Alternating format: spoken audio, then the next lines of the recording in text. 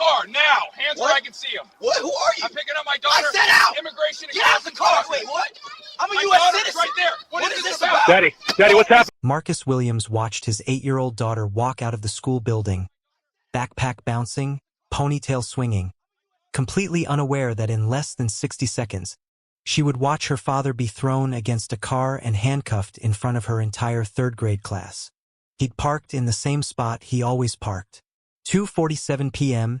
every weekday, pickup lane at Desert Hills Elementary on the Tohono O'odham Reservation, where his wife taught 2nd grade.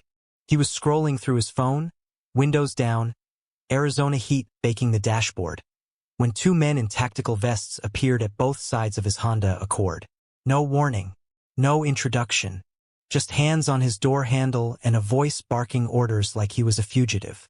What would you do if federal agents ripped you out of your car in a school parking lot while your child screamed your name? Marcus Williams was about to find out.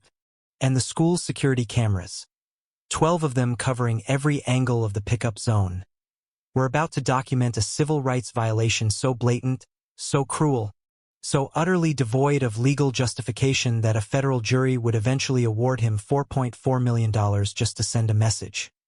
You cannot do this to people. Not here. Not ever. If you've ever felt helpless watching injustice unfold, if you've ever wondered whether accountability is even possible anymore, stay with this story.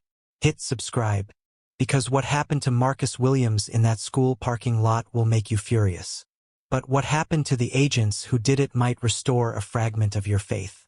Marcus Williams was 34 years old, born and raised in Atlanta, Georgia. He'd moved to Arizona 3 years earlier when his wife, Kiana, accepted a teaching position at Desert Hills Elementary on the Tohono O'odham Reservation south of Tucson. Kiana was half Tohono O'odham, half black, and had always wanted to teach in her mother's community. Marcus supported the move completely.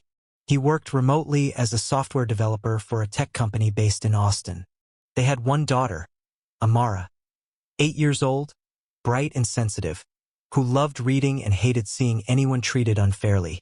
They lived in a small rental house just outside the reservation boundary, but Amara attended school on tribal land because Kiana worked there and it was a good school with strong cultural programming.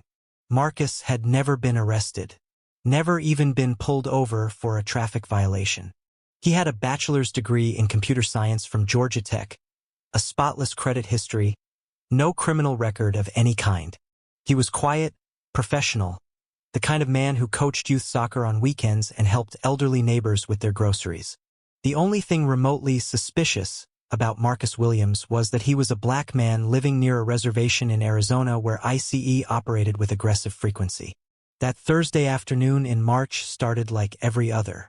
Marcus finished work at 2:30 p.m., grabbed his keys, drove the 7 minutes to Desert Hills Elementary, and pulled into the parent pickup lane at 2:46 p.m., 1 minute early like always. He texted Kiana, "Here, see you at home." She responded with a heart emoji. She was still in her classroom. The pickup lane was organized chaos. Dozens of parents and guardians in vehicles lined up in a specific order, school staff directing traffic, children emerging from the building in supervised groups. The school had installed an extensive security camera system 2 years earlier after a custody dispute incident. 12 cameras covered the parking lot, entrance, pickup zone, and playground. All recorded in high definition. All uploaded footage to cloud storage managed by the tribal school district. Marcus sat in his car, windows down, listening to a podcast, waiting for Amara's class to be dismissed. He saw her emerge from the double doors at 2:51 p.m., her purple backpack too big for her small frame, her teacher Ms. Navarro walking the group out.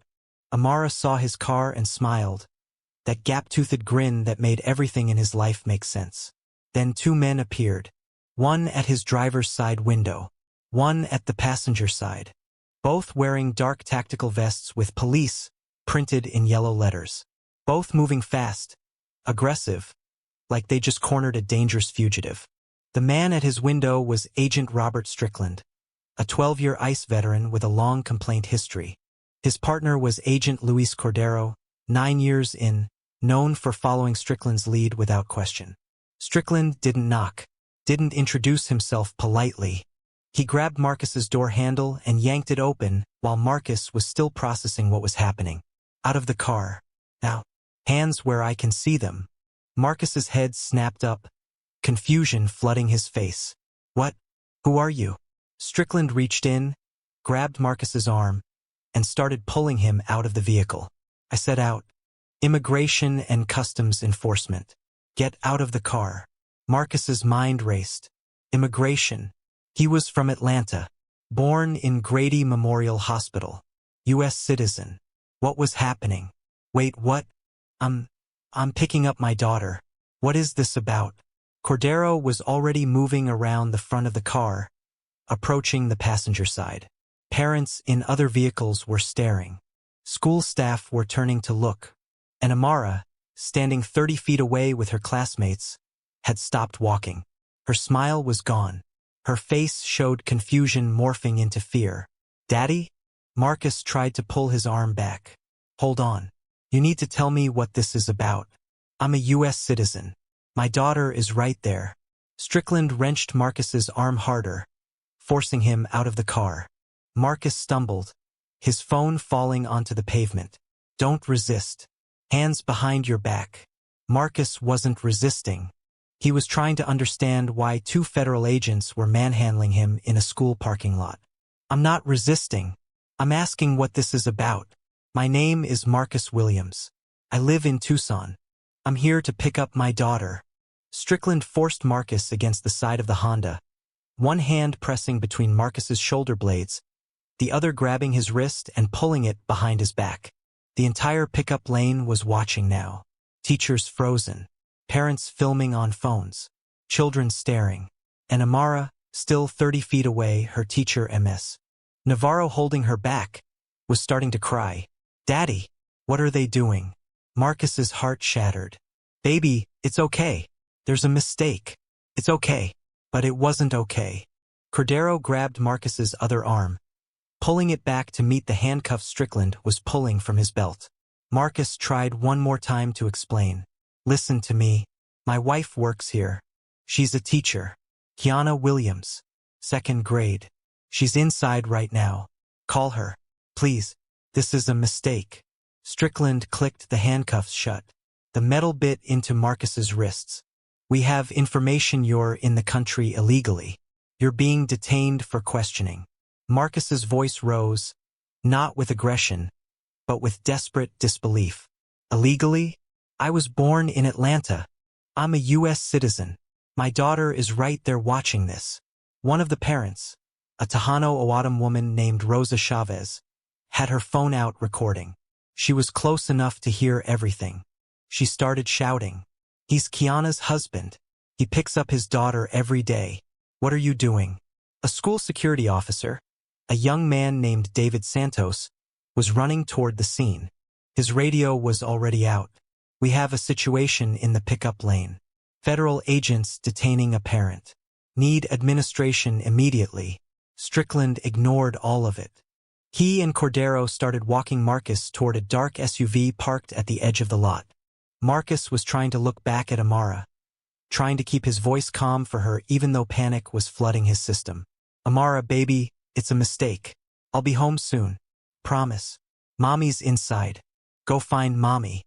But Amara was sobbing now, being held by Ms. Navarro, who looked horrified and helpless. Marcus's eyes found the teacher. Please get my wife. Please. Tell her what happened. They put Marcus in the back of the SUV at 2:54 p.m. 3 minutes. That's how long it took to rip a father away from his daughter in a school parking lot on a Thursday afternoon. Rosa Chavez had recorded the entire thing. David Santos had called the principal. And inside the school, Kiana Williams was in her classroom organizing materials for the next day when another teacher burst in, face pale, words tumbling out. Kiana, you need to come outside. Something's happening with Marcus. ICE agents just took him. Kiana ran. She ran through hallways, past confused students, out the front doors into the parking lot. She saw the dark SUV pulling away. She saw Amara sobbing in Ms. Navarro's arms. She saw parents standing around looking shocked and angry. She saw Marcus's Honda still parked, driver's door open, his phone on the ground beside it. And something inside her, the part that had always tried to see the good in systems, in people, in authority, shattered completely. Where did they take him? Her voice was shaking. David Santos stepped forward. I don't know, Mrs. Williams. They didn't say. They just put him in the vehicle and left. I got it on radio. Administration is calling tribal police now. Kiana pulled out her phone with trembling hands and called Marcus. It rang once, then went to voicemail. His phone was still on the pavement. She picked it up, saw his podcast still playing, saw his last text to her with the heart emoji, and felt rage and terror mixing in her chest in equal measure. Rosa Chavez approached, phone still in hand. I recorded it, Kiana. All of it. They didn't identify themselves properly. They didn't explain anything. They just grabbed him and took him. I'm sending this to you right now. Within 15 minutes, the video was everywhere. School parents shared it. Tribal community members shared it. Local news picked it up. By the time Marcus was sitting in an interrogation room at the ICE field office in Tucson, footage of his arrest was going viral. A black man in a school parking lot, hands up, trying to explain he was a U.S. citizen while his 8-year-old daughter watched him be handcuffed and taken away. The optics were devastating. The illegality was worse. At the ICE office, Marcus sat alone in a cold room for 47 minutes before Strickland finally came in with Cordero. Both men carried folders. Both wore expressions of grim certainty, like they just nabbed a major target. Mr. Williams, Strickland began, we have information that you're in the United States illegally and using false documentation. Marcus stared at him.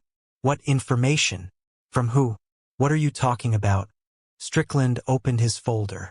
Our database shows a Marcus Williams flagged for immigration violations.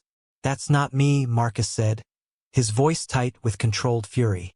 I'm from Atlanta. I was born in the United States. I'm a U.S. citizen. I can prove it. Where's my phone? Where are my belongings? You took me out of my car without letting me get my wallet, my ID, anything. Cordero leaned against the wall. Sir, you were being evasive and argumentative during the arrest. That's suspicious behavior. Evasive? Marcus's voice rose. I was picking up my daughter from school. You grabbed me without explanation. My child watched you handcuff me. Strickland cut him off. Do you have documentation proving your citizenship? Yes. Marcus nearly shouted. My driver's license, my passport, my birth certificate, all at my house. Let me call my wife. Let me get my documents. This is insane. The door opened. Not a supervisor this time. The ICE field office director, a woman named Janet Cross, entered with 2 people Marcus didn't recognize.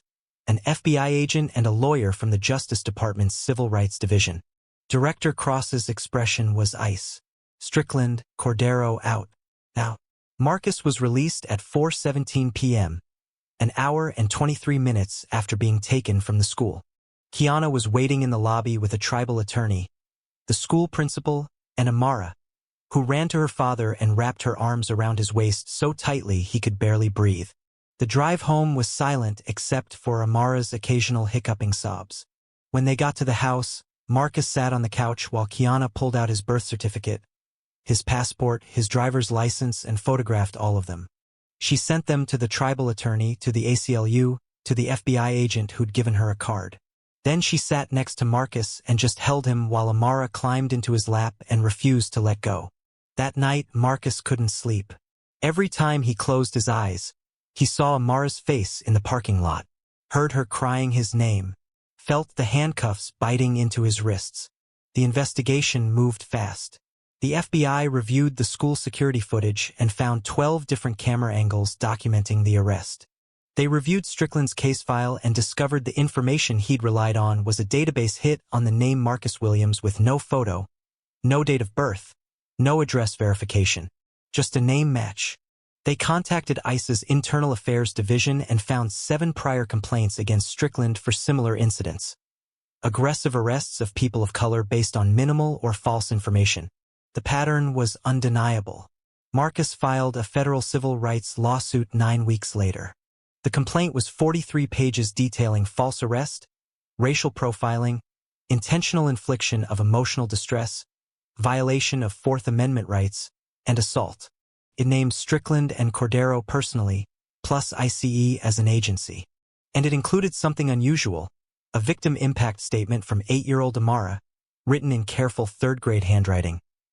The police took my daddy and I didn't know if he was coming back. I have nightmares now. I don't feel safe at school anymore. The trial was held in federal court in Tucson 11 months later. The jury was diverse. 2 black jurors, 1 Native American, 1 Latino, 5 white jurors from different backgrounds. They watched the school security footage. All 12 angles. They watched Marcus being yanked from his car. They watched him trying to explain. They watched Amara crying. They heard Rosa Chavez's cell phone video with clear audio of Marcus saying, "I'm a U.S. citizen from Atlanta," while being handcuffed. Then came the cross-examination that destroyed Strickland's defense. Agent Strickland, when you received the database hit for Marcus Williams, what verification steps did you take? I confirmed the name matched. Did you verify the date of birth? No. Did you verify the address? No. Did you request a photo? No. So you arrested a man in a school parking lot based solely on a name match in a database? The prosecutor paused.